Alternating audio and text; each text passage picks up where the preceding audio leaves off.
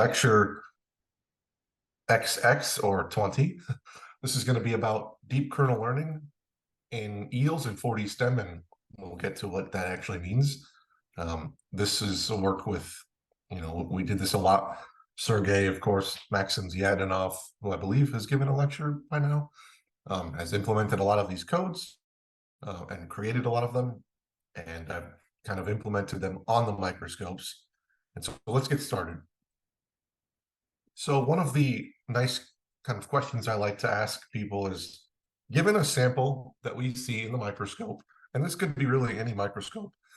In this case, this is a HADF STEM image, or one of the detectors in STEM, different images.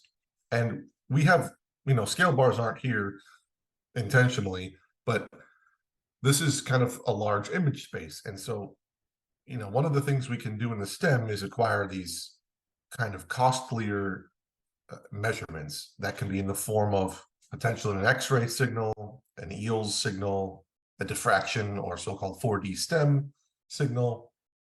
But we cannot really do that over the entire space. These images here that you see, the HADF STEM, are required, on the order of a second or something. The entire image can be 1,000 by 1,000 pixels. So it's very easy to acquire this. And generally, when we're doing an experiment anyway, before we do a costlier analytical experiment, we need to see where we are anyways.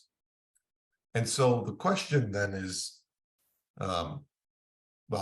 there could be multiple different phases or features, let's just generally call them, present in the sample. And so we could have some twist region, we could have some kind of domain, grain boundary. Do we want to measure that? And there's even some twist in that one. There could be many other things going on. But selecting where to take a measurement comes down to, historically, the operator expertise. I would select a region, if I were operating the microscope, to collect either just a point spectrum or a spectrum image, in other words, like 50 by 50 points in some small region in this overview image. And we would proceed like that. But there could be two views on this. As the microscopist, we are supposed to be the expert. And so we should be able to trust our own decision making. But there's probably some bias as well in making those decisions. And so are we missing out on anything, missing out on rare events or other physics? And so really, where would you do this then? And you can't just say you collect everything. That takes too long and it will destroy your sample, most likely anyway. And so this is kind of the motivation for, how do we understand them? And so the point I would argue is that before we acquire the spectrum image or point spectrum, we have in our mind what we want to know about the system. We have some hypothesis going into the experiment, or some instructions on what we should be measuring. And so we look at these overview HADF STEM images and develop some kind of relationship in our mind on, because the contrast is high here, for example, we expect the response to also be high at this particular energy, for example. And so we already have these built-in relationships, whether we realize it or not, when we go and collect some kind of costly analytical measurement. And so the point is then we want to not necessarily push all of our work off onto a computer or machine, but understand how can we, make the machine develop its own relationship on structure property. And so that's kind of the premise for this work and these discussions. So I'll start by just recalling, if you were here last week, 1 week ago, I discussed the autoencoder neural networks for IM to spec or spec to IM. And so I just want to remind you on how that was done. And let me just go through, I think that's all the slides, yeah. So we start with, and this is of course for pre-acquired data, and this is not going to be a so-called automated experiment or anything like this. But the point here is powerful, I think, because we're using the structural data in a form of a local image patch and the corresponding spectral or analytical measurement. So in this case, again, we have an image patch and we have a spectrum at every point in this 3D hyperspectral map. And so the point is we can send these as features, whether that's a stack of image patches in as the input and a stack of targets as spectrum as the output, or reversed. We can do either of them. But the point is we're developing some kind of relationship between the two. And we can learn this relationship in this way. And so this happens by compressing to a latent space and so on. However, this is typically offline. And if you played around with the notebook or saw me do it, it does take some time to train, even on GPU. And so this is not quite amenable to anything in real time if we want to do this on a microscope. And so we need to look elsewhere for doing that. So how could we do this then? How can we, the goal here is, how do we collect sparse measurements intelligently? So I mentioned in the previous couple slides that if we have a large overview image, where should we measure? And so we don't have to be limited by, a 50 by 50 spectrum image where all points are measured. We don't need that. Typically, we never do. We only need a few points in there to learn what we want to learn. And so what I mean to get to is that sparse measurements, in other words, intelligent measuring, is something we want to do. And how can we do it? And so lecture 14 discussed Gaussian processes a little bit. And I like to think of this as effectively interpolating the measurement space. So we have a couple of measurement points, and we interpolate where in the rest of the space that we haven't measured, we interpolate or guess with the Gaussian process and the appropriate kernel what the other points should be. And then by this BO or Bayesian optimization, we then select where do we take the next measurement from to continue this process. So if you've looked at it, this GPAX library by Maxim Zhadanov has this all worked out, and we can predict what the distribution or what the function is that we're sampling based on a kernel. And so if we change the kernel, this results in something completely wrong, the guess anyway. And so the point I'm getting to is that it requires a kernel for reconstructing, and also sometimes a kernel length scale.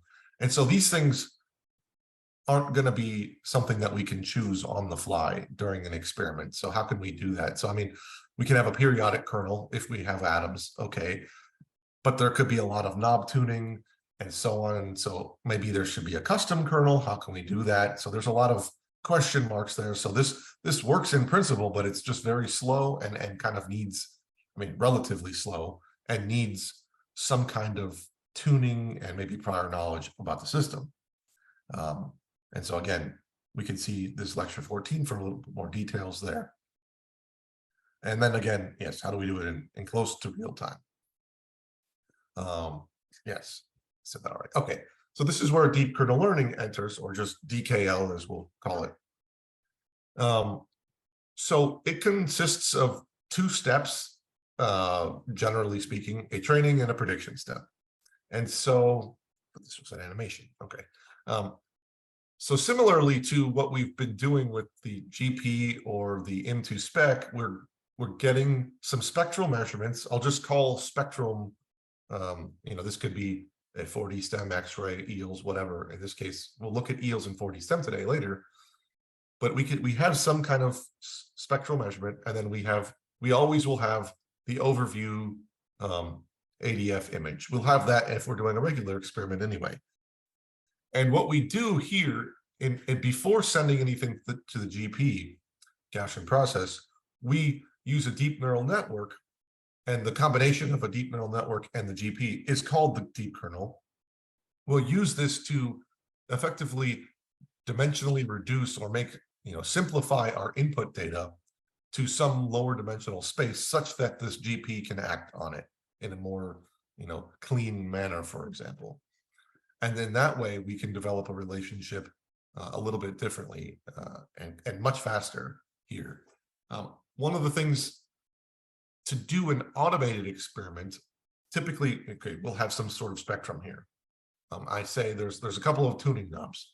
What does that mean? So first of all, for an automated experiment, to guide the process of where do we collect the next measurement, generally we want to say something, impart something about our knowledge or wants about the spectrum or what we expect. And so if we have some however many pixels this is in the spectrum, we might only care about this higher energy. If this is an energy axis, the peak down here, that might be the only thing we care about. So we want to maximize. We don't really care about anything else. So we want to maximize in real space where that lowest intensity peak here, where does it occur in the rest of the space? And so, in other words, we would scalarize that entire spectrum. So the one, this can start out as 1,000 spectral channel points, and then we end up just considering a certain window and then saying, where is the peak maximum, something like that. We can decide whatever we want here.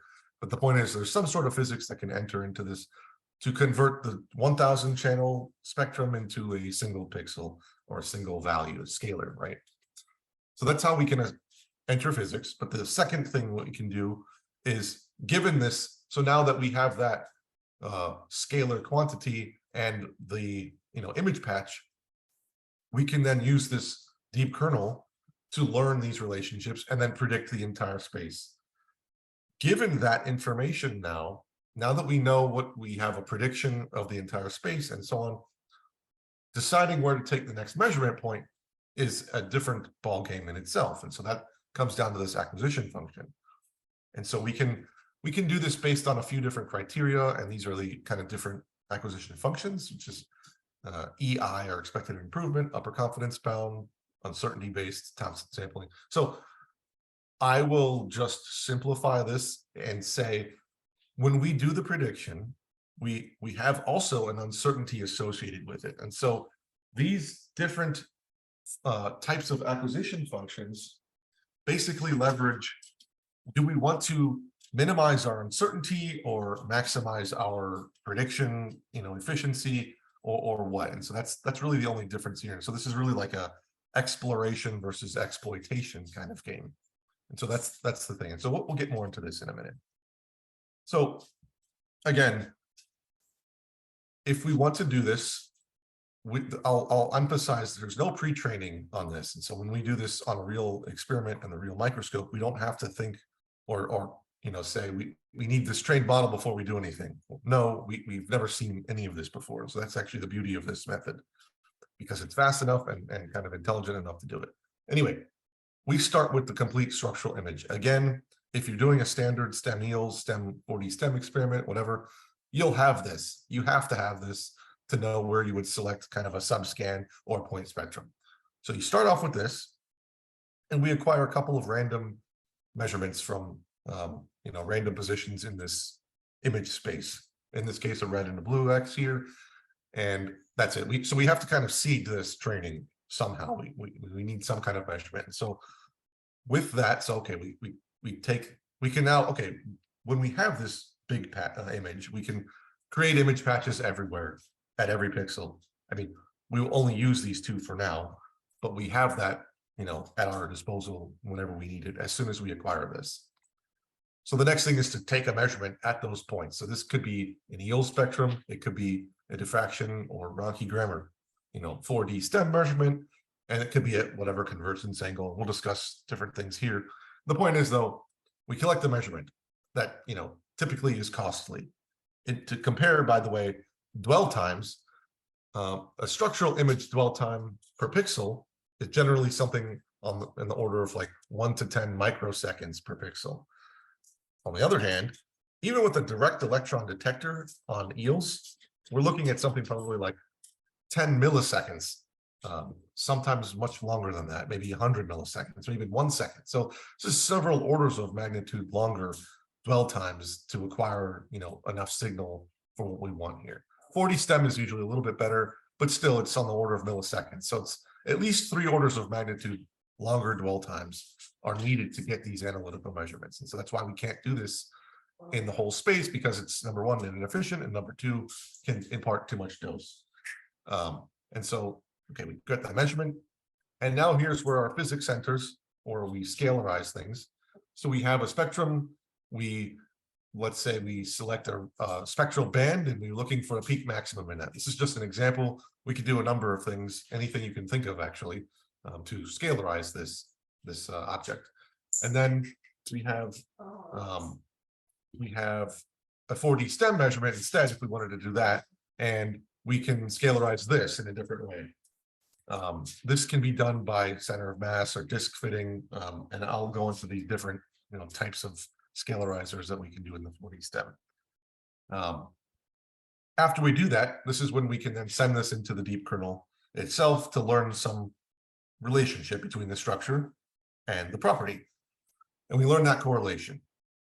And then we take the next measurement based on that learned correlation and the acquisition function. And then we repeat and we do another set of training, and we keep doing this over and over. And so let's go into how that looks like. And so I'll show from the same data set, actually, which I think it's useful to have kind of a base comparison on how things perform. And so if we have 1 second, actually.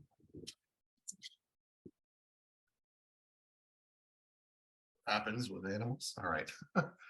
If we compare these two methods, so we have this full spectrum image, and I'm going to showcase the method first on the full preacquired data set, and then we'll get to actual a real active learning and a real an actual experiment using this. But let's just pause and look at how this works first. So when we do this, when we have access to all of the data, and in other words, relative to the previous slide where I showed that we have only 2 measured data points and 2 image patches and 2 spectrum, and then we just iteratively increase that. If we start off and do this, create image patches, and we have the measured data already, if we send all of them into the deep kernel in one step, we can still do something, and it's actually pretty useful. And so in this scenario, how do we compare the prediction with the ground truth when we have this sort of image? It's a little difficult, so we have to take we just average the entire spectrum and then project that into 2D space, or we can look at a couple of different individual measurements. But you can see already from this is like quite good of a match for the full spectrum prediction. So we can look at individual spectrum. I don't know why there's so many X's, but in a handful of different locations in here. What are the measurements? What are the ground truth? We have the ground truth here. We can compare. Later, we won't have the ground truth when we're doing a real automated experiment, so that won't be accessible. But we can see this is a pretty good match, I would say, especially relative to the into spec and so on from last time from the autoencoder approach. This does pretty well. I'll mention, and we'll see shortly on the collab, that this does take some time to train, so we won't be able to do that on the microscope with the full data. And so we'll get to that.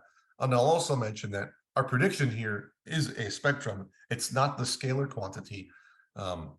We will be doing the scalar quantity prediction for a live experiment, but this is actually neat to kind of play with for offline data, and we can potentially learn something useful there. So let's go ahead and say, well, even with that full data set, we can look at what if we just randomly take 10% of the data points from there, 10% of the spectrum. What does the prediction look like there? It's actually much faster to train because it's 10% of the data. And, this is randomly chosen, and it's randomly chosen all at once. And so when we're doing a real automated experiment, we won't have access to all 10% at one time. We will only have, we will have, let's say, 2 data points, and then we'll have 3, and then 4, and then 5. So we keep training. But the point is, each subsequent measurement point is selected intelligently based on how to kind of maximize or our acquisition function and so on. Here, we're randomly sampling. So we're not necessarily taking advantage of the learned relationships. And so I'll just put that as a caveat, and we'll see later. And so anyway, if we say, okay, that seems like a pretty good prediction here. Again, this is the ground truth over here for the full spectrum prediction. But what if we go to 3%? Pretty decent also. And then 1%, somehow this spectrum is better. I'm not quite sure on that, but the uncertainty is higher. But it's still, even with 1% sampling, which I think is something like, in this case, 25, something like 25 data points from the entire space. So there's like 2,500 total points, right? It still even does something. I mean, I would call that pretty good for 1% sampling. And so not so bad. So, okay, great. Let's move on then to using a Scalarizer. And so we'll do the active learning. So this wasn't really, we just sent everything in at once before in the previous slides. Now we can still test the active learning aspect. So how do we do it? Well, these are the only things that we need to come up with beforehand. And we need to come up with some kind of Scalarizer, whether that's for EELs, which I listed there, or for the STEM kind of things here. We need to come up with something. So I said, take a peak max in some range. You can take a peak ratio. This could be L2-3 ratio, some kind of surface or low energy to high energy peak, number of peak width, whatever you think of. And then the other ones, these are a little bit more, I would say, esoteric. Center of mass or charge density or strain. These are, how can we impart some kind of Scalarizer function? And we'll get to this and how we do that. But anyway, point is, we need to come up with this beforehand on how we want to guide the physics. And then also choose our acquisition functions. Almost everything I'll show is using this expected improvement one, which is just kind of balances the exploration and exploitation. In other words, you want to explore the space, but at the same time, you want to minimize your uncertainty in regions of high uncertainty. And so to do that, you would go to those regions of high uncertainty to make a measurement and say, oh, okay, now I understand what's going on there. Don't need to go there again, or anything that looks like that. And so that's kind of the idea with this one. But there are other methods or metrics to use to, guide these measurements. And like I mentioned, these acquisition functions, and really in combination with the Scalarizer, it handles how you make the next measurement decision. And again, exploration versus exploitation, you can just keep that in your mind. So what it might look like. So we'll see exactly this function in the notebook later, but we can just come up with a Scalarizer function where we pass our object, in this case, it's a spectrum, and we scalarize it. Here, it's just saying we're taking the entire spectrum when the band is from 0 to -1, that just means the entire band, and we're taking the average of it. So yes, and so that means in this case, for this example anyway, when we do that, the spectrum is really dominated by this lower energy peak, this data set, and so that's really kind of favoring that low energy peak. This low energy peak is representative of kind of a dipolar mode in the plasmon dipolar mode. And so those are typically, dipolar modes can be excited when you're kind of far away or relatively far away from the specimen. So idea here again is we take a measurement, we scalarize it with that function that we choose. We can put whatever we want in here.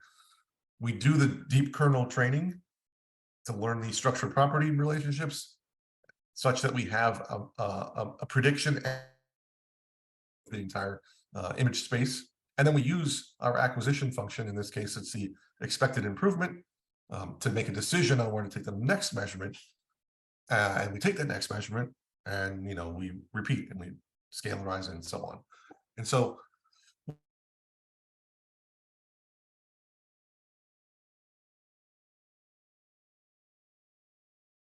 that acquisition function, these are all of our measured points. And so we find that there's some tendency to go toward edges or holes here. And so that's interesting. So when we watch a video, and I'll state that this is the map of the acquisition function. So and where we're measuring, and not in real time, this is done in post-processing, this video. but we are measuring these, where we would be measuring them in real time, one after the other. After learning the acquisition function, we go to or learning the prediction and the structure property relationship, we take a measurement and just keep repeating it. So this acquisition function map, what you see here, I like to think of it as some kind of combination between the prediction and uncertainty, and how we balance the two of them. So in this map, the brightest pixel is where you will go to take your next measurement point. So that's, you could choose the dimmest pixel if you prefer, but generally we have this acquisition function map, and we just go to the brightest pixel in there and just keep doing that. And that's kind of how this evolves. Let's see. Like I mentioned, we take the argmax of this map here. So I'll note that this acquisition function itself does affect the pathway and where we're measuring data points. So EI is expected improvement. CE, I don't remember what that stands for, but a different one. Given the same prediction, the same structure property relationship that is learned, the measurement pathway is different. And so you have to consider now, when you go to a different measurement point, you will maybe learn something else that you didn't learn going to the other one. And so your learned relationship at the end of the day can be impacted by this choice here. But it really just depends on what you want to learn. You shouldn't be learning, overall the same thing, just maybe you're learning it in a different pathway. Or maybe it takes you a little bit different time. Maybe you're unclear about one of the regions in the sample space, but much more clear about the edges here. And so it could be, this is just kind of an exploratory thing here where we want to explore, our choices here. And so when we do this in this so-called active learning sense, again, this is not an automated experiment because we have the full data already. We have a ground truth, and we can compare that directly. And so when we take just 3 points, these are the first 3, which are randomly seeded, which the seed itself can be kind of important, at least to, how quickly one can learn these relationships. But even with just 3 measurements, so remember 3 measurements means you have a spectrum, which is scalarized, and according to this, like taking the average spectrum and taking the maximum of that, we have the 3 image patches and the 3 scalars. Maybe there's 4 here. Maybe that's not really 3, but anyways, we have our prediction of where that is, what that looks like, the scalar prediction and the uncertainty. And based on the 2 of these, we can develop the acquisition function on where to do the next measurement. But already it looks decent. But we can look at it, how does it evolve in time? We can go from 3 to 25, 75, 100, and so on.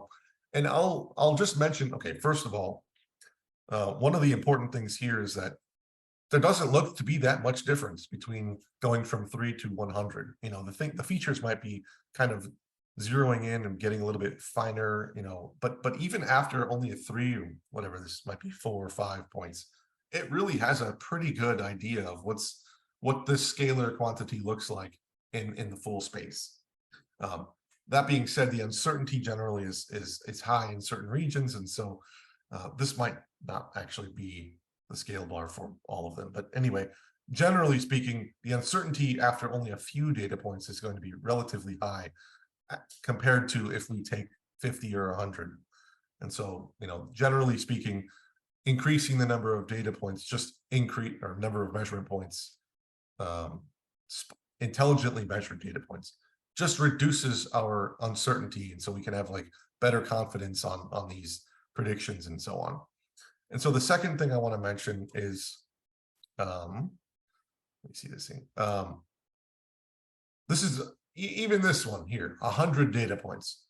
Keep in mind how large was this actual data set, the full data set. It's something more than 2,500 data points. So 100 divided by 2,500, you can imagine this is a massive reduction in how much dose you're putting down.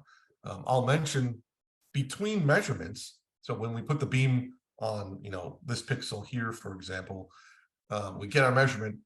then we need to train. So the training, if we were to do this in a real experiment, we don't want to keep the beam here, so we can blank the beam or put it somewhere else, so we're not actually destroying anything. So the point is, we have the ability to really massively reduce the dose that we do here by doing these kind of, and I mean, at the end of the day, this is like a sparse intelligence scan. And so it's just a matter of how we do that sparse intelligence scan. And it's not really a scan, it's more of a, measurement sequence. But the point is, huge reduction in dose, and even at 3 or 4 or 5 data points, we can really start to learn something pretty quickly, and it does a pretty decent job. The other one is, we don't actually have to train after every measurement point. So, I don't think I specified this, but after we take, let's say, 3 measurement points and do a training, we take our 4th data point and then retrain, and then our 5th data point and retrain, and so on. And this is just to see a snapshot at 25 and 75. So there's a bunch of more points in between here where training was occurred at every step. But we don't have to do that. We could just, we could either do like it's shown here, where we do our training after 3 points, then look at this acquisition function map and sort based on the, intensity in here on where we should take the next 25 or 22 measurement points, take them all, and then send all of those into, the deep kernel, do the training there, and so on. Or we could just stop the training at a, position of our, point in time of our choosing, potentially based on what the uncertainty is. If it reaches a certain value, then we don't need to train anymore. We're confident that it's good. And so the point is, we don't actually need to train at every step. And finally, this is a prediction of the scalar value here, not the full spectrum prediction. That one is called this vector DKL, and it does require a little bit more time. And that's generally something that would be done offline. Okay. Now, for a real automated experiment. And so we'll get to that. And so the question is, can the machine learning or machine run the experiment as a scientist would? And this is video, and I'll show in a minute. With the access to these microscope controls, yes, we can deploy this on a real instrument and do what I just showed. And this is possible, and it's becoming more and more possible with more vendors. This Neon company has a Python accessible API. You may not be familiar with them. Joel, you might be familiar with. They are coming with this PyGem. I think they have the accessibility to do it now.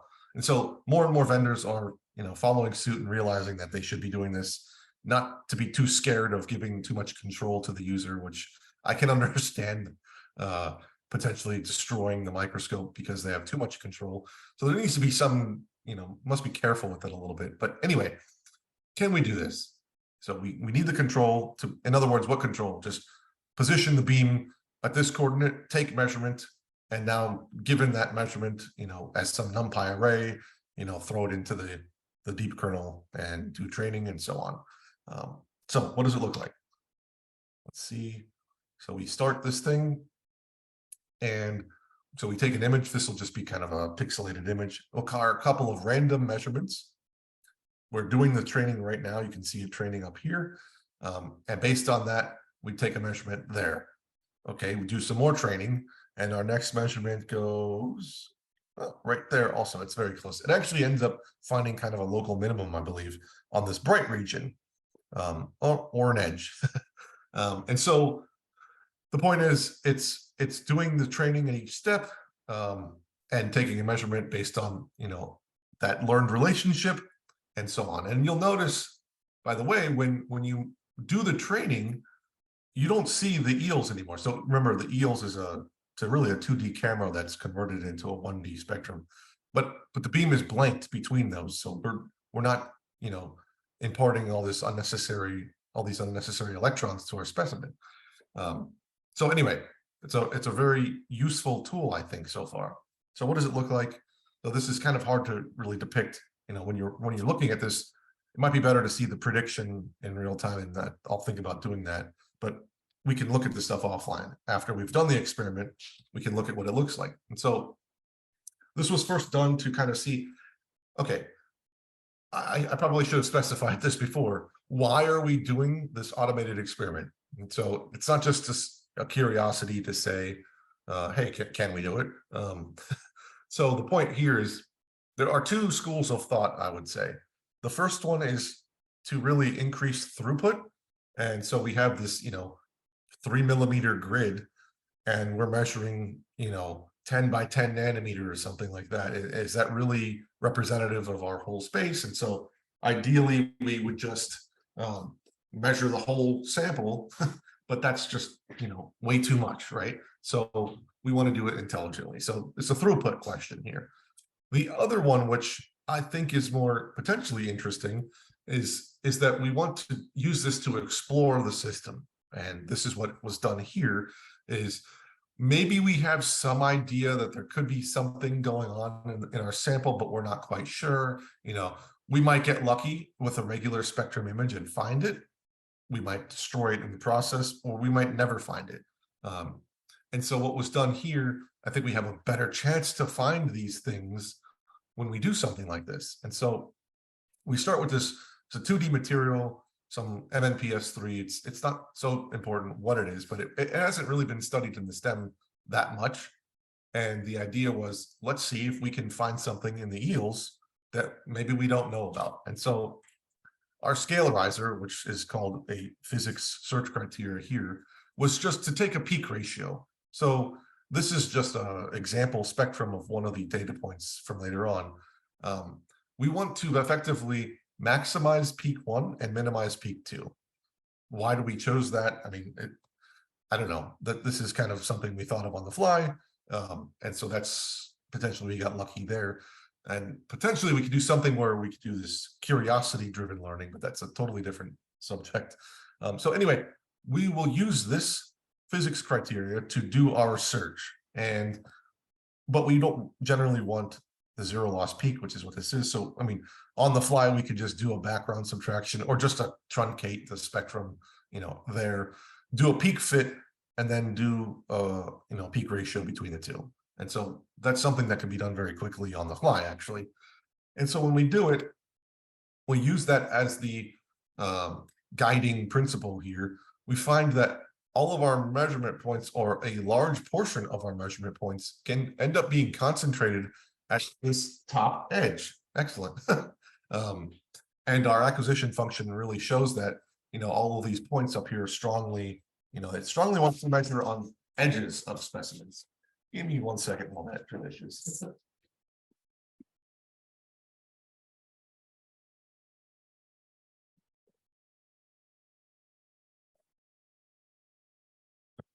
All right.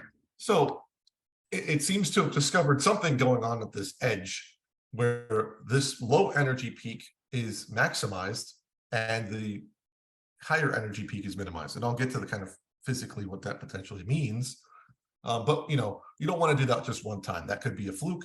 So you do it multiple times on different flakes, and you kind of see that generally the same trend. It's pretty reproducible, and so you can really, define what physics you potentially are interested in and want to discover. So this is great. But one of the things that people might think of is, well, this could just be kind of an edge detector. You're looking at, because there's a large contrast difference between, the vacuum and the flake or whatever material it is. So there's probably some favored relationship there. So, okay, that's a valid concern. So let's repeat the same thing, except rather than doing that ratio of peaks, we'll just take a peak max in a selected region. And in this case, whoops, well, it will be in the bulk. This like higher energy peak will maximize. I'll show in a minute. But when we do that, it starts off as similar, but you'll notice that it starts exploring a lot of the like internal parts to this flake. Internal meaning not on the edges anymore. And so that's actually great news that it did this. And so it's not an edge detector, right? So what we did there was just take a spectral band and do the fitting, the exploration based on this. Excellent. What does it mean? So, and I'll actually compare the two here. So the difference in either peak ratio or just the maximum of that peak, we're learning. So really this last one here, so this is just like a snapshot. At the beginning, we have after 10 measurements, after 25, after 100 or so, what are we looking at? And so really the edge here is very strongly lighting up on where we're measuring things. And the bulk of the specimen here for when we choose this peak. And this peak around 20 EV or so really is supposed to be this, bulk plasmon peak. So that really should be in the bulk of the material. And so that's kind of a sanity check in some sense. And this low energy peak is generally, it's around 4 or 5 EV-ish, generally has to do with some kind of plasmon, potentially surface plasmon mode. And so, okay, what does it mean? Well, we can collect the data to confirm this, this whole thing going on here. And this is actually a different flake, but we find out that one of the spectral components is a very strong edge feature, and which is also right around 5 or 6, whatever it is, EV. And so we confirm that there is indeed something going on here. You'll notice that when you take the measurement, you can start to damage the sample when you're doing the full grid measurement. And so that's, again, another motivation for doing this is to reduce your sample damage. But anyway, so we using this whole work routine and so on, we were able to kind of discover, in a sense, that there is some kind of edge feature here, which is related to kind of an edge plasmon mode in this material. And it's quite strong. And there are some theoretical calculations that were done afterwards to show that there is a strong plasmon mode here. Okay, so that's it for eels for now.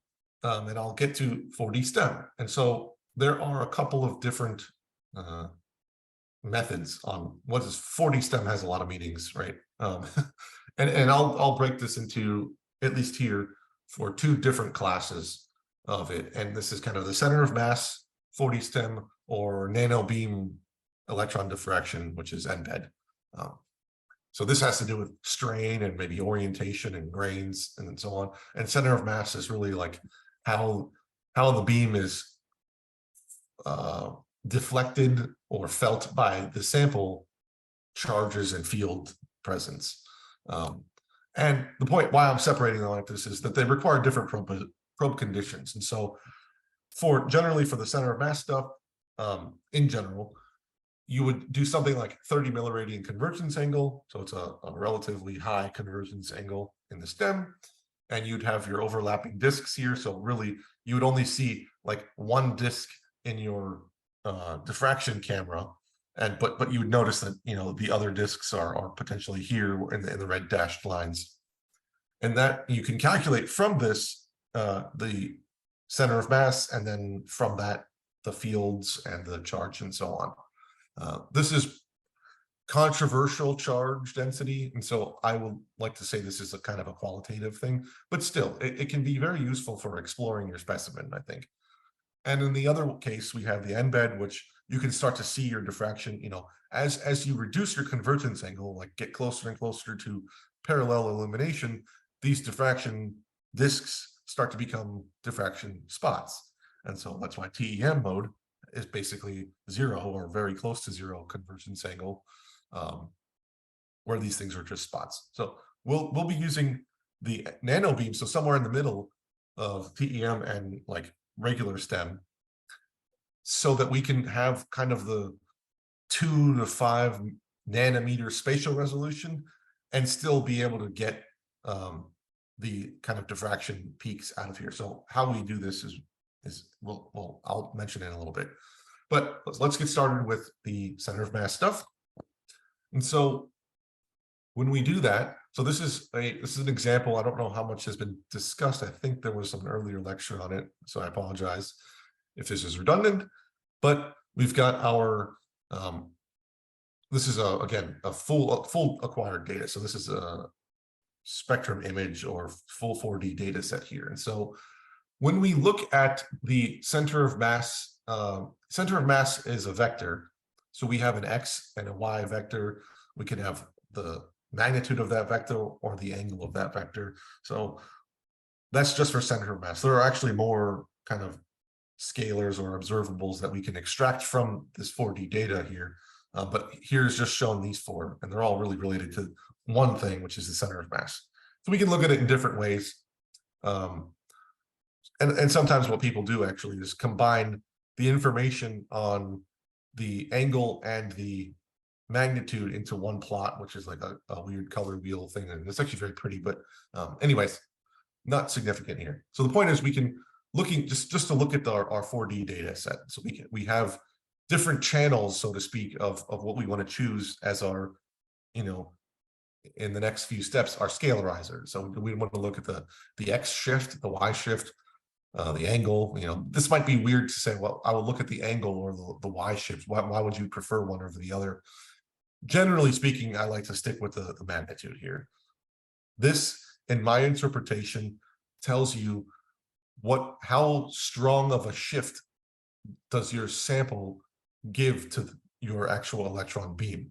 So the brighter this pixel is in here, in the magnitude of the center of mass, the more your beam shifts. Why? Just because there's probably more charge to the present. I mean, this is a dopant atom, so it has more effective charge here, and so it deflects your beam a little bit more. So that's not entirely expected. And look, if you can kind of see at the very center, it's dim here, so there shouldn't be a strong deflection when you're going straight through it. So anyway, I'm not going to go into what's going on in 4D STEM, but the point is we can again make use of these local image patches. So we just look at a few of them, the red, blue, and yellow. Okay, there's some, here's our convergent beam pattern here, and the local patch associated with it. And so, I mean, I cannot look at this by eye and come up with some relationship that I can make sense of here. So that's kind of insane to think about.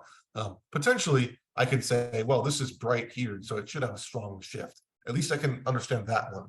But on the local image patch to diffraction in this concern, I cannot really come up with a relationship. So we will make use of it somehow for the machine.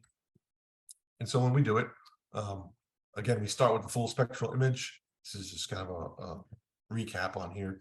We take our measured quantity, which is coming from the center here. We'll start with the center of mass. So the center of mass just is like some SciPy function that you can really just use. You can compute the center of mass, and it's, let's say, the center of the image is here, so center of mass is down there. So that's it. So we come up with that. And then we do our exploration or our deep kernel learning based on these scalarizers that we've chosen. And so we can look at the acquisition function, the prediction, and I don't think I've shown it before, but the uncertainty as well. And hey, it looks like things are being concentrated around these bright, what was that? Somebody about chat. Oh. Around these bright atoms. And that makes sense because we should have a stronger shift with a heavier atom, basically. So let's go to the next one. Again, on pre-acquired data, I'll start with here.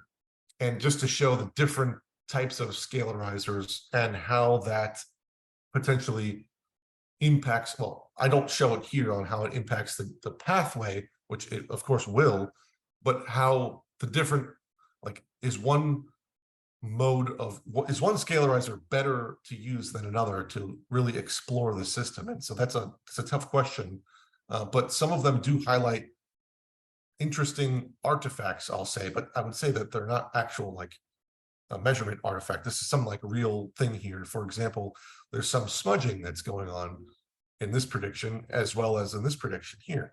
And so what we think actually is going on is there's some hydrocarbons floating around that are very tough to see by standard imaging modes, but by potentially you can see them in other modes here. So these things can potentially be highlighted depending on the scalarizer that we were choosing here. And so, these are just the ground truth. Again, we have the ground truth because this is pre-acquired data, and the prediction is, cleaned up version of that. So, and I didn't mention this before, but virtual bright field or annular bright field can also be done from the 4D set. So you can just put a virtual aperture and collect that. And that's just another version of a scalarizer. So you can come up with a lot of things here to do. So let's look at again, active learning on pre-acquired data still. So this is kind of the same data set from previously. I didn't mention it, but this is twisted bilayer graphene, and the bright atoms in here are silicon impurities that have just, they're kind of, silicon is always there. So let's see, anything else I want to see? So again, the scalarizer is center of mass, or the magnitude of the center of mass here. And so when we do it, we can see, again, the brightest pixel in this map here is where we're going to take the next measurement. And we end up focusing a lot on these brighter regions in the image, which actually does make sense. But if you notice, if we look at the prediction in time as this is learning, we'll see it doesn't really change that much, but generally maybe it gets a little bit finer features in there. But really, it's zeroed in on these brighter atoms pretty quickly. And I'll mention again, I used the expected improvement acquisition function here, which is usually what's used. But again, we have the option to use different ones here. And again, the choice in difference here between acquisition functions is really how you handle the prediction and uncertainty that we have. Okay. And then let's see, I think this is kind of the same thing. Okay, just to be clear, I didn't show the ground truth before. And so this, after 25 measurements, we have the prediction on uncertainty from our deep kernel learning network. And we have the ground truth to compare it because, again, this was pre-acquired. It did pretty dang good. This was, I think this is 100 by 100 or 50 by 50. Somewhere between 2,500 and 10,000 measurement points were acquired to get this data originally, but we ended up doing a prediction with only 25 of them.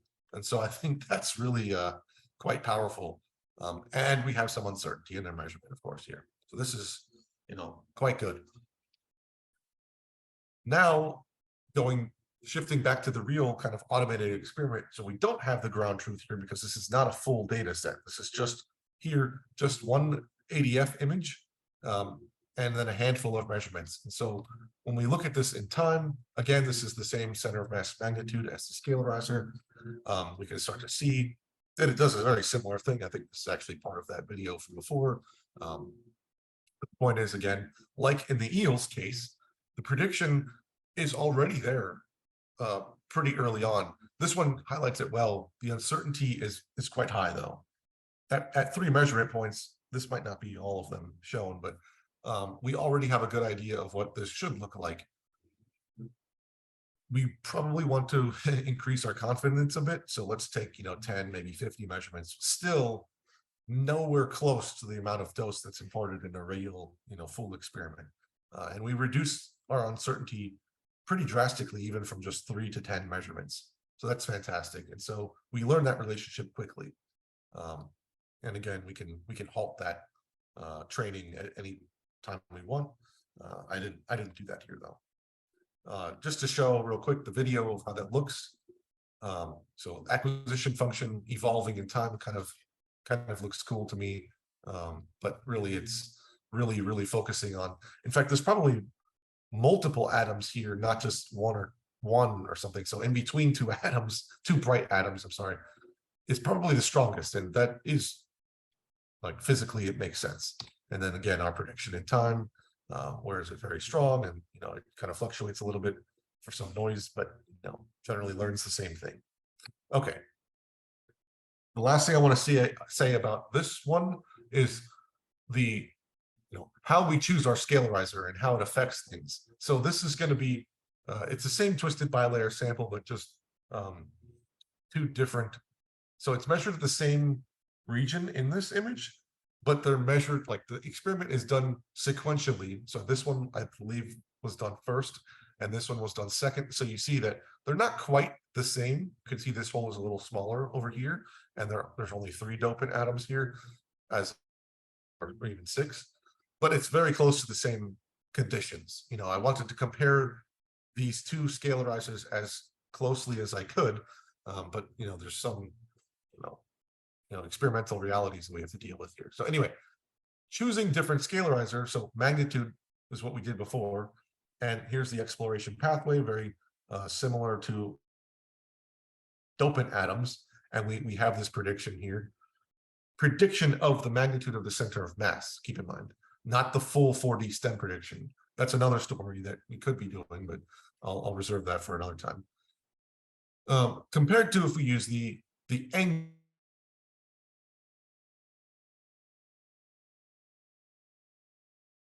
but I mean, it just serves as another tool to use for how we come up with our next measurement position.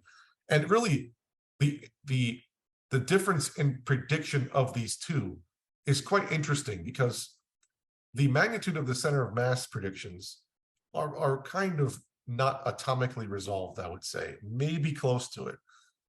The prediction for the angle, though, kind of basically is atomically resolved. And so potentially you can start to learn something here about that. And I mean, even the measurement points starting to go around these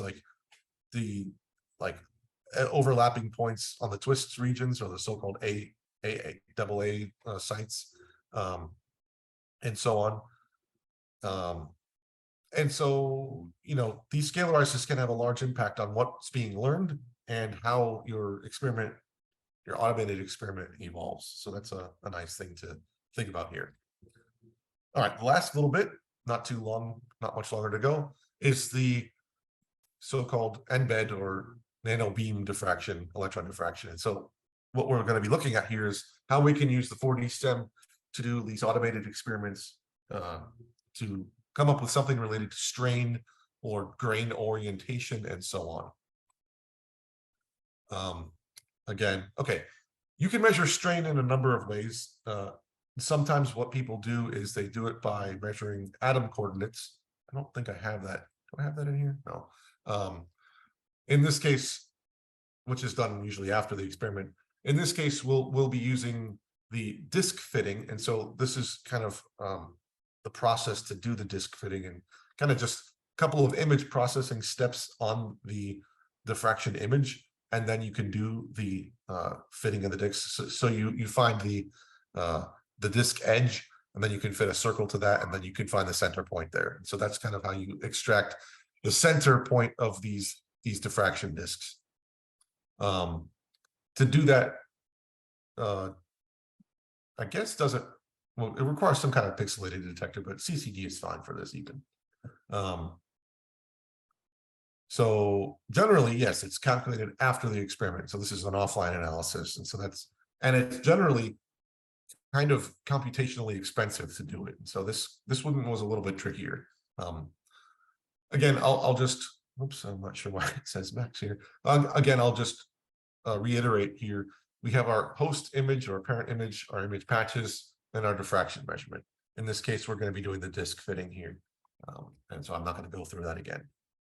But the strain details are contained in those disks, and how close they are to one another relative to the other positions in real space, and so on. So when we do it, using strain, somehow strain is a criteria. So I didn't really mention how I'm scalarizing this here. This is really like we have to do something that's computationally cheap, rather than to kind of iterate over all of these multiple times. It's not amenable to a real-time experiment. And so we had to do just something about, the distance from the detected peak centers to maybe the center. So maybe just like the radius or the average radius of these peaks relative to the center, and relative to one another. And so when we start to see a different peak radius, okay, we can say that strain is higher or something like that. So somehow there are different conditions here in the real sample. And so where should strain be, higher? If you just think about strain, any boundary or edge really should have a high strain. And so we have a ground truth, I put it in quotes here, of what that might look like.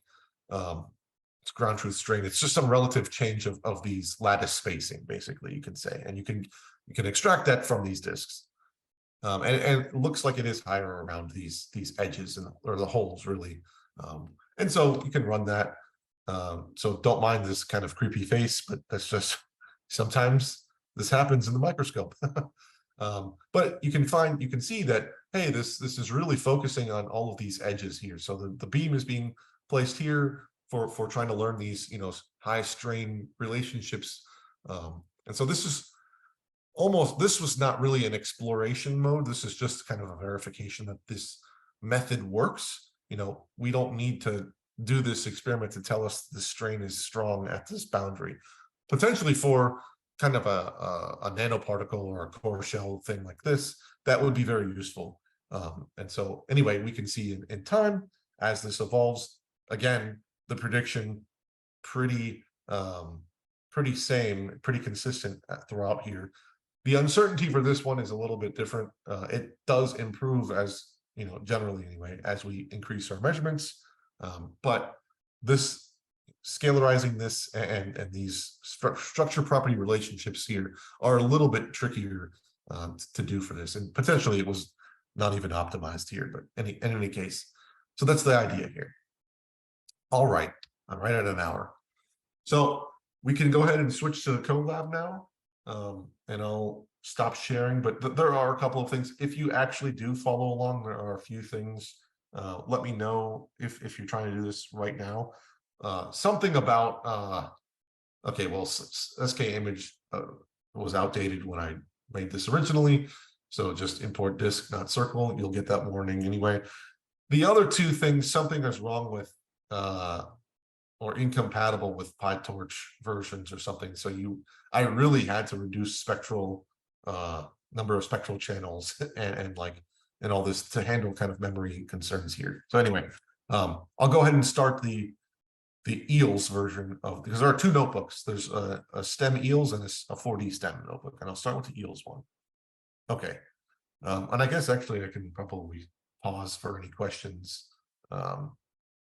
Pause the sharing for any questions in the meantime. So let me know in the chat or however you want. And while I go ahead and get this thing ready for this notebook. You don't have questions, Sergey? Let's see. All right, here we go.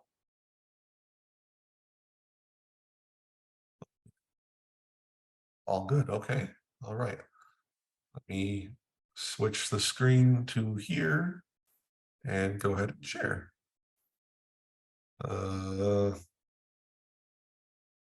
Is it actually sharing this notebook? I can't tell in this case. Well, somebody let me know if it's not.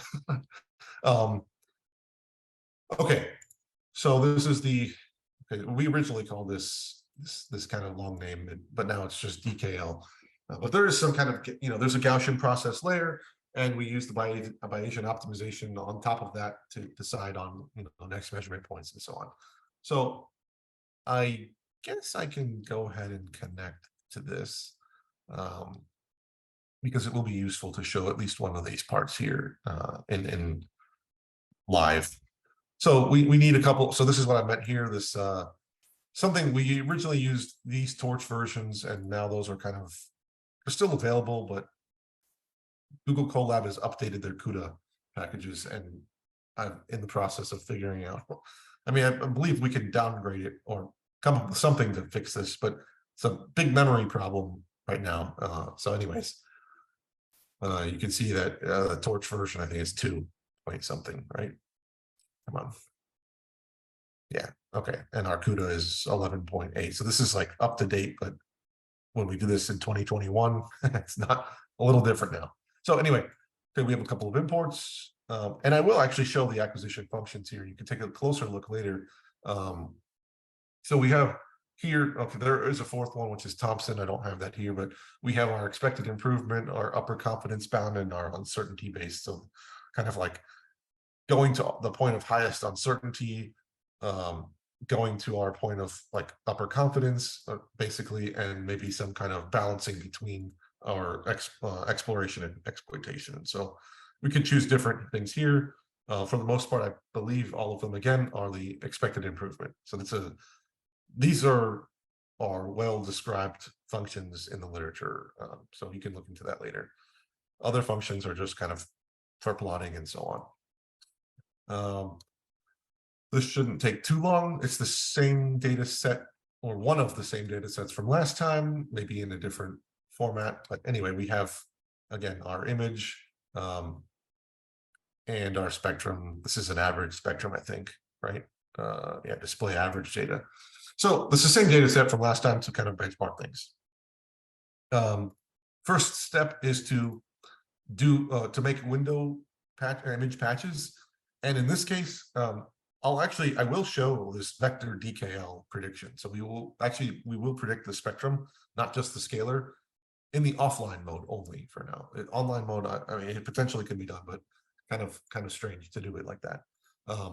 Anyway, given with that being said, this spectral average just means we're gonna like reduce the number of spectral channels drastically. I think this was generally, and it might be set to this on yours when you look at it, it's a 32. It's just how many times you kind of pull this into, you know, feature space, into number of channels. So I mean, the number of channels is what, technically 11 here. It's probably actually enough to extract some useful physics. Of course, if there's any fine features in here, generally at what we're looking at in these plasmons, there's not. But it's useful to do. So this will at least help us with the memory issues. But generally, this is something like, I don't know, 100 or 50 maybe channels. So that's and that's probably more than enough already. But 1,000 already way too many. Okay, so we've already kind of patchified this whole thing, normalizing things and kind of just getting it into the right format for training. And when we do it, so we have options to do how many cycles, our learn rate, you know, what is our precision, again, for the better GPU, or I'm sorry, wait, that doesn't look right. Does it look like that? For whenever we figure this RAM issue out, we can go back to double, but single or double, just types of precisions. And I'll let that go. And you'll see, even with this V100 that it's connected to, it's going to take a little bit of time. But keep in mind also that this is a full data set. So we're putting in all, whatever it is, 2,500 spectrum, and there are 11 points of the spectrum in this case, and 2,500 image patches. So online, you probably still could do this online, even a full spectrum prediction, because you're only going to be using like a handful of patches and measurements at a time. But anyway, it's actually not too bad. So it'll go to 100 training cycles, and then we will basically do our prediction and get our uncertainty from that. And I'll note again here, when we do the prediction, we can specify what we want to show. What are we predicting? You know, or at least what are we visualizing in the prediction? So remember, we have a full spectrum prediction. We can measure, or we can show, you know, a slice. So it's the same way on how do you observe like a three-dimensional spectrum image? You can decide to take a particular band of energy. You can do that, you know, some kind of principal component analysis or NMF, or you can just take the average of the entire band that you're talking about, which is what I'm going to do in a minute. So let me just wait for that to finish, because you'll see in a minute that we can do a couple of neat things. And it's about done. Okay, so 0 to -1, again, that's the full band. So that's from 0 to 11. When we do the prediction here, and I just trained this, so it did a decent job. So we have ground truth again, because this is pre-acquired data. And we have the prediction here, and this is, I don't have it labeled for whatever reason, but this is the ground truth for the same average, you know, spectral, average those entire spectrum, and, you know, project that. So it already, okay, it does a good job here. We can also choose different bands. So in this case, let's say 9 to 12. I don't have it in this function, but it's probably the highest energy peak, which is the kind of breathing mode, so to speak. And it does, we have a ground truth down here, which is kind of noisy a bit, on uncertainty and prediction already there. So we can predict different features in here. So let's change that to like 5 and 7. What does that look like? Let's run through that. So these are more edge features. Sure enough, we get the edge features and, again, some uncertainty. So that's actually very nice. And I think this is a decent method to do kind of a 4D STEM or 3D EELS reconstruction with a kind of a beam sensitive sample. You can only acquire a handful of measurements, and this will be useful to do like a full spectrum reconstruction, so to speak. And I think it's a pretty powerful tool. But again, this model, the DKL model here, was trained using all of the data, and so that's maybe not so impressive anymore. Actually, I think that's the same. Oh, this is the plot for when we have more spectral channels. You can see it looks a little bit smoother. So anyways, if we look at a couple of, we were trying to come up with, what do you call it? A way to, a metric for, showing how close we are in prediction. So I'm showing kind of average prediction, or our average spectral prediction in all space here. But if we take a look at just a couple of pixels in that image, we can see like the ground truth here and the prediction there. And so, there's some potentially this little bump here in the orange one, which is the ground truth, that may have been missed in the prediction, which is the green one. But I don't know. It's hard to tell. So anyway, here's the point. That's the point, is we can look at those couple of points and see those spectral predictions and ground truth. But that's because we have the full data. We can do a similar thing. I'm gonna ignore that one. So the nice thing here is we can also do, with the full data, well, with the entire data set, we can then randomly sample 10% of it and see how does the model handle with 10%. Again, I mentioned this maybe offhand earlier in the lecture. When we do this, we're sending all of these 10% of the randomly sampled 10% data to the model all at once and training it in one step, basically. I mean, yeah, there's 200 epochs, but this is one step here. In other words, in a real experiment, we wouldn't be doing it in this manner. We would collect a handful and then go to a new measurement location, which is intelligently sampled. So in other words, like sample point number 4. So here we have 282 measurement points. That's 10%. Those are just randomly sampled. If we do it in an intelligent way, we would, our 4th and our 5th and our 6th data point would be selected like optimally. And so this should be going, in principle, better in a real-time experiment or an active learning scenario, which I will show in a minute. So anyway, this is just to understand all of it was shown or thrown together all at once. And we can do the same thing here. We can look at the full band. Okay, still, yeah, pretty good. Like we showed in the lecture, it does a pretty good job of even with 10% of the data. And again, a couple of random points here. Yep, it does a decent prediction. And we can come up with some kind of, uncertainty map, which is what we did up here.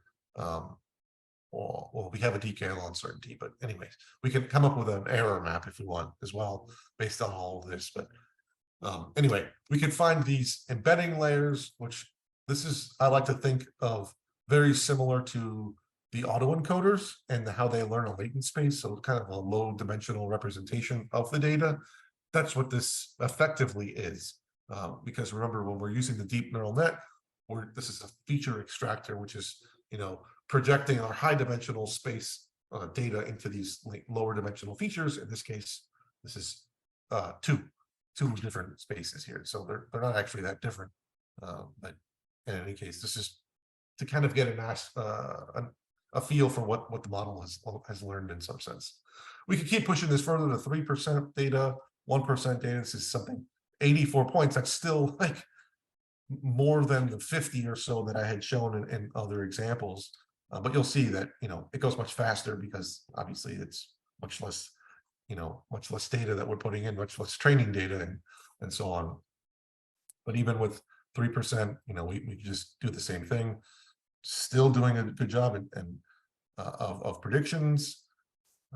You could just keep running this a few times, and then, I'll just jump to 1%.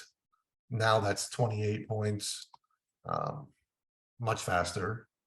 And this is more similar to how it would run on a real experiment. We won't have to do that many epochs on a real experiment or a live experiment, but in any case. And even with 1% or 28 points, it's learning pretty well. But again, these were randomly sampled. They're not intelligently sampled. So that is a caveat. So keep in mind that it should be doing a better job when it's intelligently collecting those 28 or so samples. Okay, and we can do the same thing here. Okay, some kind of prediction and ground truth. Okay, excellent. I guess we can do, I guess I didn't check that. Oh, this should be O1. O1 here, O1 there. Okay, and we can see that embedding there. Okay, we can then collect everything and compare difference in percentages and so on, and how that the uncertainties or the predictions evolve in time or as a function of number of points, as well as our this is our prediction that's on uncertainty on the same scale. And we can just show all of this together. I don't want to go into that really. Let's just, I kind of already showed it. Okay, now the active learning. And again, so I can't show you today anything, an actual experiment like done on the microscope, other than like this video that I showed earlier.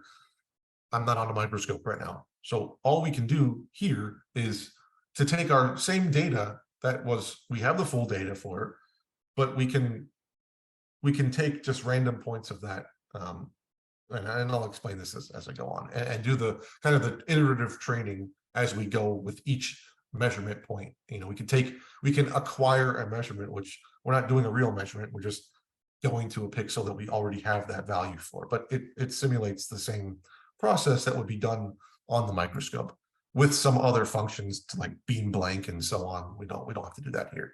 So we can define some kind of scalarizer. And so this one here, and you can play with this, and I'd suggest that you do. So see how this changes your kind of exploration or discovery pathway when you put a different band in here. So this is actually not a parameter right now, so you'd have to code that in yourself, but it's not a problem. In any case, we're going to be doing the full average of the entire spectrum like we did before. I want to compare apples to apples and use that as our scalarizer. And again, I think this is the expected improvement acquisition function that's being used, and we'll see in a minute. But in the beginning, for the active learning, we need to start with something. So, again, this model knows nothing. There's no there's no pre-trained network or anything that's going into this. So we need to give it some kind of start. So we do acquire, in this case, 2 random measurement points. And so that's 2 images and 2 spectrum here. So spectra are only 11 pixels long in this case. And now we can run the experiment based on that. So our Y train, so this will be continuously increasing from 2 to 3 to 4 to 5 based on each new measurement that we take. And again, it's not a real measurement because we have that data, but it's as close as we can get. And so, is there anything I want to mention in here? The acquisition function. Okay, so you can see this here is where you would be choosing your acquisition function. So I'm choosing the expected improvement here. And we've, I think, already done the scalarizer. Oh no, scalarizer would be down here. So scalarize, these are really the only two parameters, I would say, of the entire story. And expected improvement, so whichever acquisition function we choose, there's just a handful of them. And then which scalarizer we choose, or in this case, which band do we consider.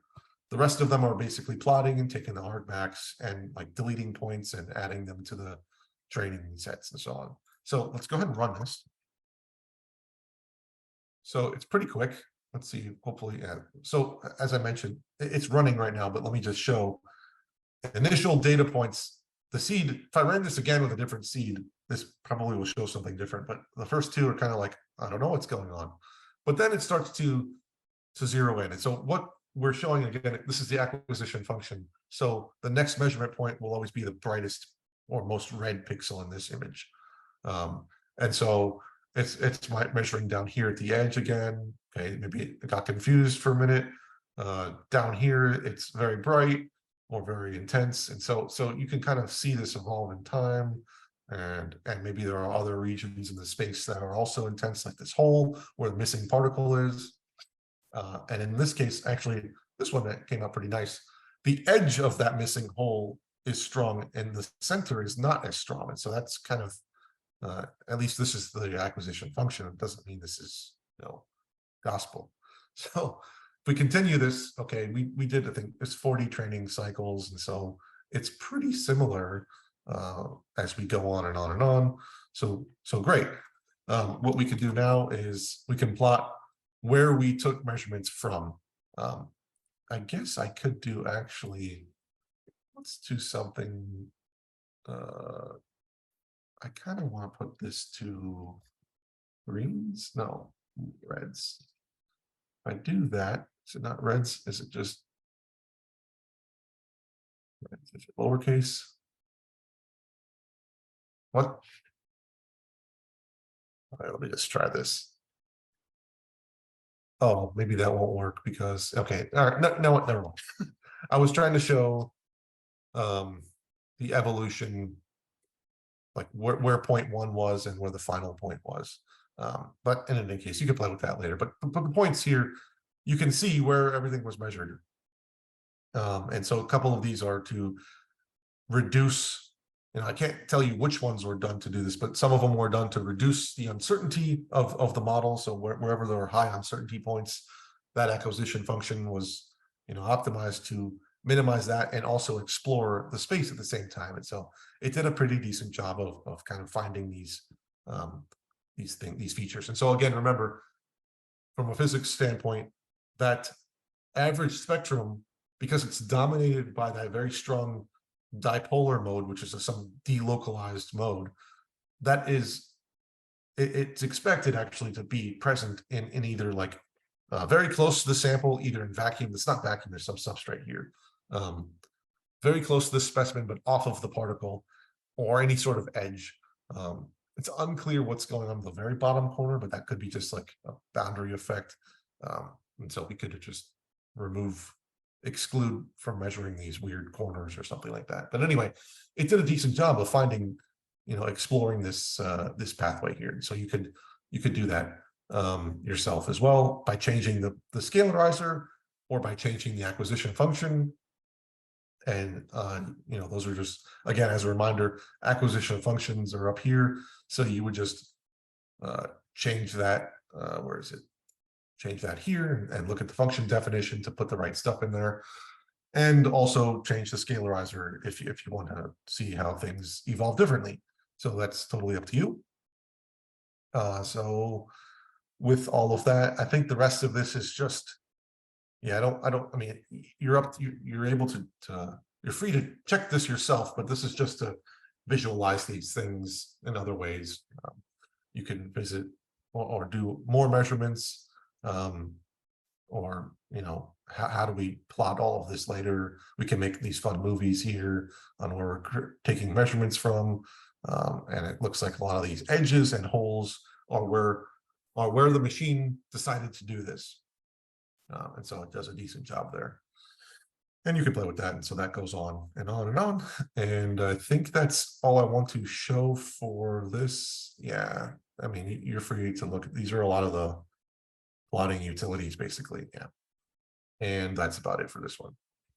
Okay, again, let me know if there are questions, but we will move on to the next one, and I'll just, because I'm on this GPU, I'm going to trash this instance so I don't get booted from Colab, even though I have the Pro version. That's still not enough sometimes. So let's terminate this for now and go to the 4D STEM version. I'm not going to run this one. Potentially this one could take a little bit of more time, but I can at least go through it anyways. And so this one comes with a couple of two different data sets. This is both, I think I showed both of them already in the lecture, but this is from Twisted Bilayer Graphene. Actually, one of them is from Twisted Bilayer Graphene, and one of them is from just regular graphene, and they both have dopant atoms in them. And so if we look at the first set, and it's organized in a similar way as this EELS data set was before, this 4D data set, though, is a, I would call it the differential phase contrast, DPC, or stuff that we can extract center of mass from. So this is just average seabed, which looks a lot like nothing, or nothing important here. And then the simultaneously acquired ADF image. So we can see, okay, there's bright dopants in here, and yeah, good.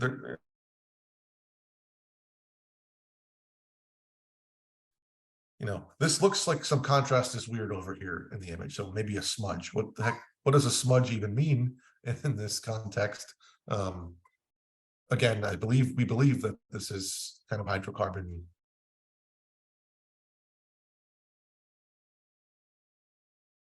Still somewhat bonded. So anyways, not excellent. This, oh, excellent. And okay, so let's look at the ground truth, so to speak. And I think I showed these, but we can say, so there's a function in here where you can take the center of mass of the full data, which is here. And when you do that, of course, it's a vector, so you can get the XY magnitude, angle, and so on. You can plot that. And I already showed this before.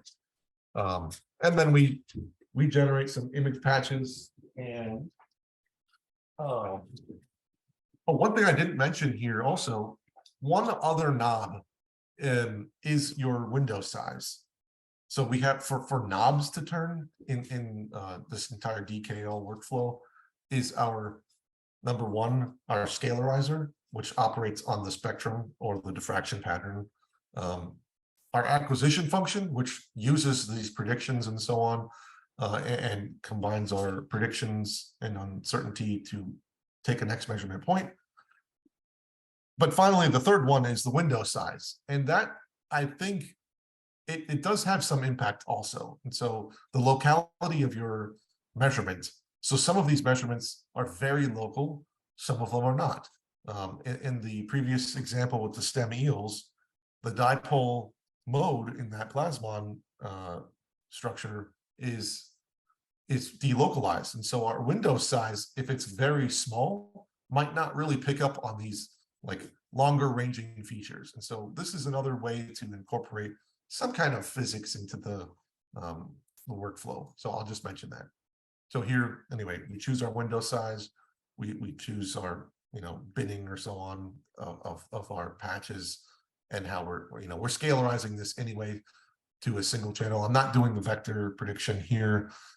So this is, I don't really care about doing this averaging or pooling or anything like that. So we go down, we take a handful of we look at a handful of measurements. Okay, I mean, it's nothing interesting here. Maybe what I'll point out is when we're on this red, right on a dopant, you can kind of see some intensity, not exactly on the center of the diffraction pattern, but potentially we're not exactly on the center of the atom anyway, but you can kind of see where the center of mass might be on these different seabed patterns, and then how that center of mass relates to our real space image is another story, but we'll get to that. But you can even see from this patch here, this patch shows 3 of those silicon dopant atoms. So this is the atom we're on, this is the other guy here, and this is the other silicon here. The carbons are over here in the background, much dimmer than silicon. So you can kind of match these 3 here. Okay, so when we do that, okay, we can just look at the different depending on which scalarizer we want to use, we can look at the ground truth. We have that in this case. We normalize things. And I'm not going to mention this, but generally, well, okay, I'll mention it. When we do these center of mass shifts, which, are supposed to tell us, how much the beam has shifted due to this atomic electric potential or field or charge density and so on, it has to be done relative to a reference center of mass. So, I mean, you could choose that reference to be the center of the image, of the diffraction image. That might not really be correct if this is shifted. If the center of mass of this guy is in vacuum is not at the center of the image, then this is going to be kind of skewed to one side. So anyway, we take a reference center of mass, and that's a normal process sometimes to do in 4D STEM. And for this, I'll just use the average of all seabeds to take that reference, since this is not a live experiment anymore. Okay, so when we use center of mass, so actually, I'm not going to go through all of these. I don't want to spend too much of your time. You can do this on your own, and I'll the figures show you anyway at the end. I'm going to just jump down to this using center of mass magnitude as a scalarizer, and then I'll look at the ABF quickly as well. But you can look at the others as well for yourself. We do have the option to do vector mode again. This one computationally expensive, especially currently. I don't know how to handle this collab issue with CUDA. Well, I suspect I know how, but I haven't done it yet. Anyway, that's very difficult to reconstruct an image now rather than a spectrum. And so center of mass images can be, I believe they showed if you do a real 4D STEM experiment, you can get away with 7 by 7 pixels for your diffraction image. To do the center of mass or differential phase contrast imaging and so on. And so that would be enough. So we could do something like that. We could reconstruct this into a 7 by 7, but that's still like 50 data points, 50 points there. So that's kind of computationally expensive to predict that accurately. So that's something to play with, but I won't go into that now. So I'll do the scalar prediction, which scalarizing this in the training to the magnitude here.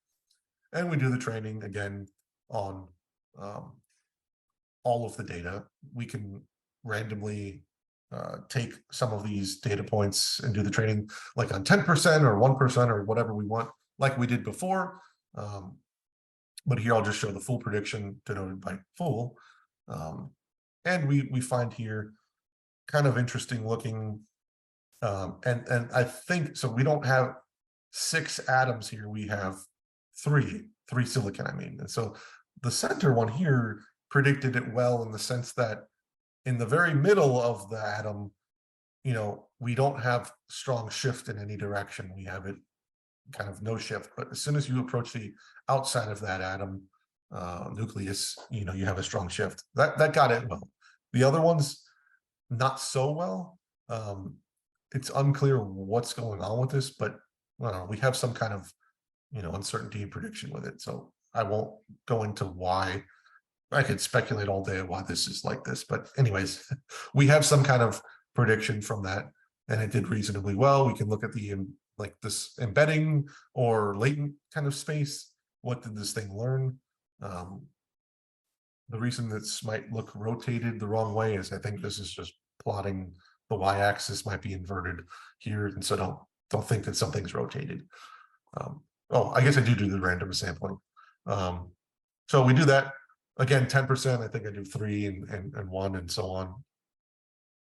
It learned similar-ish relationship actually with this extra points in here. So I'm still not convinced what's going on here.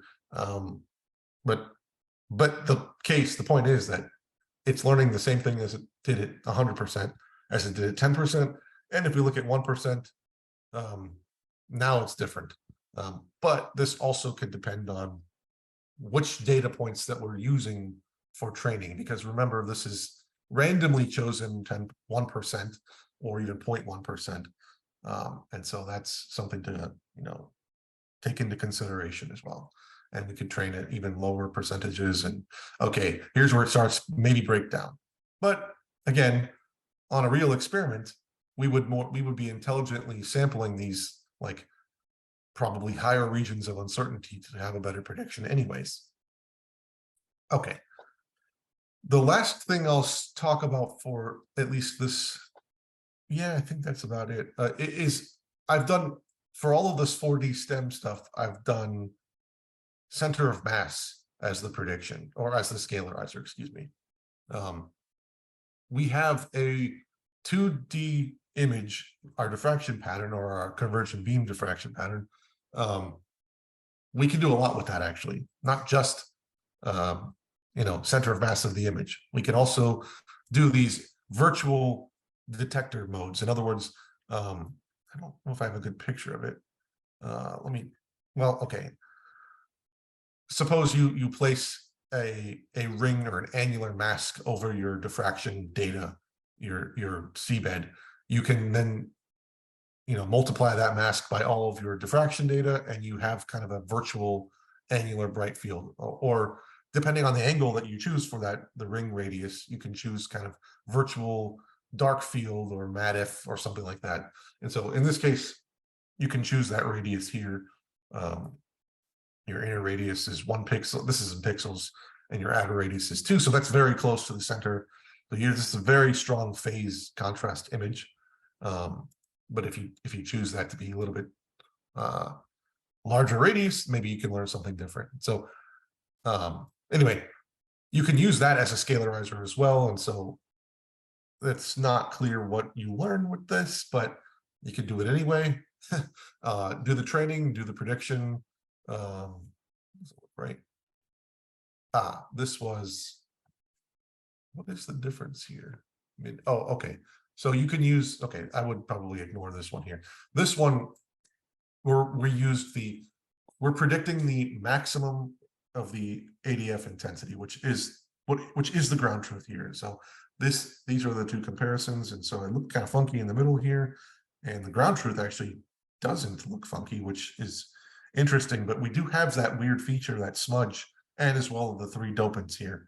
And so there is something kind of cool going on here. And so we can use that as another, scalarizer. So this is not to show you anything concrete here. It's just to show that, come up with any scalarizer you want. We're always trying to think of new ones to use. What would be something really cool to use to kind of explore the system at greater length? I don't know. I haven't really thought about it that much, but I want to. In any case, we could do the same kind of thing. We could look at the embedding, or the low, kind of the latent space, I would call it, or the embedding space, see what it's learned. So, okay, great. Finally, what am I showing here? I'm not sure. The difference in, this is for the same thing for ABF, but for different percentages of data points. So low, I think this is like 0.1% data. This is full data, and you can see how it evolves. And then I discussed this lecture and so on. And so we could also do active learning here, where I'm not randomly giving the data. It's the same thing as before with the STEM eels, but we are supplying a couple of points here. So 2 to seed it. And then we start with that. So I can scroll through this because it's already been done, but you can do it on your own time. So depending on the seed locations, the relationship is going to be a little different. By the way, I think, yes, by the way, I have a random state in here, same for the STEM eels. So you'll always select the same seed position. So if you don't want to do that, then take that out, or put a random value in there, some RNG. Anyway, so the first couple of ones, okay, not so obvious, but you can watch this acquisition function. Again, acquisition function, some relation or combination between prediction and uncertainty. But the brightest pixel in here is the next measurement point. But we can see this evolve as we're training in time, and so on. And we keep going and going and going. And again, this is for that trimer data set. Whoops. You can see how that goes and evolves in time. So that's over 50 epochs. And this was, I believe, for the center of mass magnitude. And it turns out that it really, maybe it started over here and kind of was wandering around and then found what potentially, I would probably call it a global minimum, or but some kind of minimum that it fell into, and really says, oh, okay, this shift is very strong, very close to these three dopants, which makes sense, right? So great, this actually works. So that the only next steps are to do this on a sample that we don't know anything about, and that's the premise for a lot of this work. And then rest of these things are plotting functions, and you can watch the videos of these evolving in time. You could choose different scalarizer, different acquisition function, different window size. I think those are the three big ones, and to see how this how things change based on those. The rest plotting, and then different data set. And I'll let you play with that as much as you like. And I think that's all I've got. So with that, I'll hand it back to Sergey and go take a nap. I'm kidding.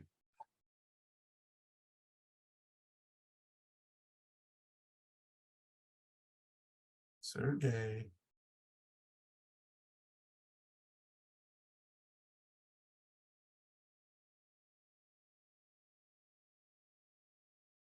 I'm hoping that you guys have heard me this whole time. Where's the chat? Let's stop sharing. Okay. All right. Okay, good. Thanks. Cool. With that, I guess if Sergey is not here, are you here, Sergey? See if I can get him. I don't know if he wanted to say anything after this. But that is all I've got. And I don't know what's actually on the schedule for next time. I don't know when. So one of the things I'll mention is, yeah, I'll post an email. Thanks for that. For any questions. It's hard to have questions, I would imagine, after seeing a lot of this, unless you start to hands on it. One of the things I'll mention is that there seem to be like a number of different parameters that you can use here, like acquisition function, scalarizer, and window size. All these things can have some different outcome on how this thing explores and chooses data points and where to measure. The next thing, I don't know if it's the next lecture or the next one after that, is kind of what we're calling forensics. And that is kind of helping us to understand, so basically we're taking a static data set that we have already and running through multiple different acquisition functions, multiple scalarizers. I don't think we play with window size, but you're going to keep something constant. But we're seeing how all of them are different, because what we want to do is we want to have a human in the loop at some point. The human is deciding on what scalarizer to use and what acquisition function to use. And so we need to understand this by doing so-called forensics on this entire workflow. And so that's the topic for a future lecture, whether that's the next one or not, I don't remember. So to better understand this entire training process and what's going on here. So that's kind of where this is going. But with that, yeah, Sergey, you are here. So I'll hand it back over to you if you have anything else to say. But otherwise, thank you. Thank you, Kevin. No, as Kevin mentioned, today we looked at the details of the automated experiment as done by the master of automated experiment for the time being. So for the next week, we are going to go exactly through the issues that Kevin brought up. So there are a certain amount of hyperparameters that we have to contend with, including the selection of the strategies and policies for the automated experiment, including the scalarizers. And the idea going forward is that we can tune them during the experiment. However, in order to tune them in the meaningful fashion, we also need to have a approach to monitor the experiment progression and sort of interpret it. So that's exactly what we are going to discuss next week. Sounds good? Okay, let's call it a day. Thank you, Kevin. Thank you for listening. Thank you, guys. Bye-bye. Bye.